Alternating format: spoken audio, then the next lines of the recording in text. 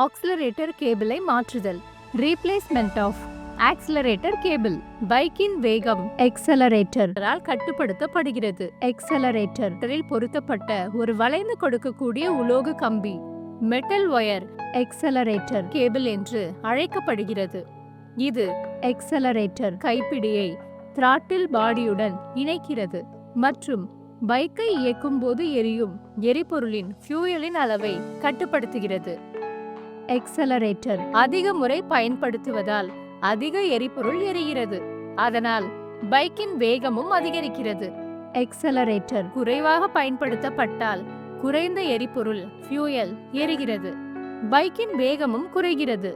போக்குவரத்து நெரிசல்களில் பைக்கின் வேகத்தை அடிக்கடி கூட்டவோ குறைக்கவோ வேண்டியிருக்கும்.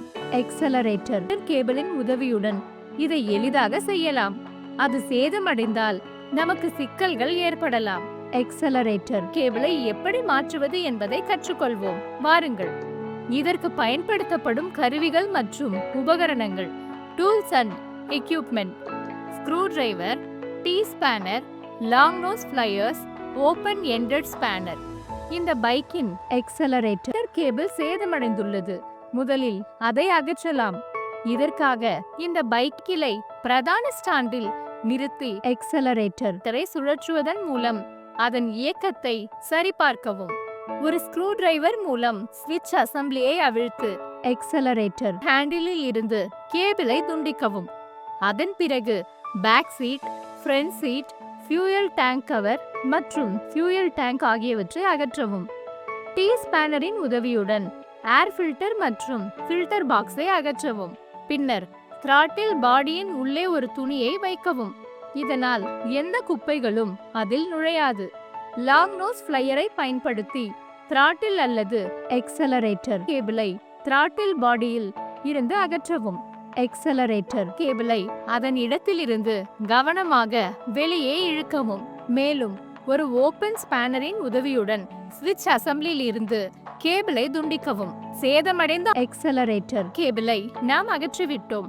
இப்போது புதிய கேபிளை முன்னும் பின்னுமாக இழுத்து அதன் மென்மை தன்மையை சரிபார்க்கவும். கேபிளை ஸ்விட்ச் அசம்பிளியின் உள்ளே வைத்த பிறகு அதை லேசாக முடுக்கவும். பின்னர் அதை லாங் நோஸ் பிளையர் உதவியுடன் த்ராட்டில் ஹேண்டிலில் உள்ள ஸ்லாட்டில் பொருத்தவும். ஸ்க்ரூ டிரைவரை பயன்படுத்தி ஸ்விட்ச் அசம்பிளியை டைட்டாக முடுக்கவும். லாங் நோஸ் பிளையரை பயன்படுத்தி அகற்றப்பட்ட த்ராட்டில் கேபிளை அதே முறையில் மீண்டும் த்ராட்டில் பாடிக்குள் கவனமாக சொருகவும். ஆக்சிலரேட்டர் ஹேண்டிலை மேலும் கீழும் அசைத்து அப் அண்ட் டவுன் செய்து கேபிள் சிக்கிக் கொள்கிறதா என்பதை ஒருமுறை சரிபார்க்கவும். த்ராட்டில் பாடியிலிருந்து துணியை அகற்றி டி ஸ்பேனரின் உதவியுடன் ஏர் ஃபில்டர் பாக்ஸ் மற்றும் ஏர் ஃபில்டரை பொருத்தவும்.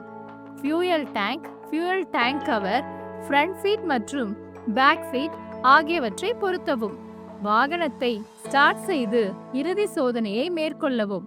எக்ஸலரேட்டர் கேபிளை அவ்வப்போது சரிபார்க்க வேண்டும். சேதமடைந்தால் மாற்ற வேண்டும்.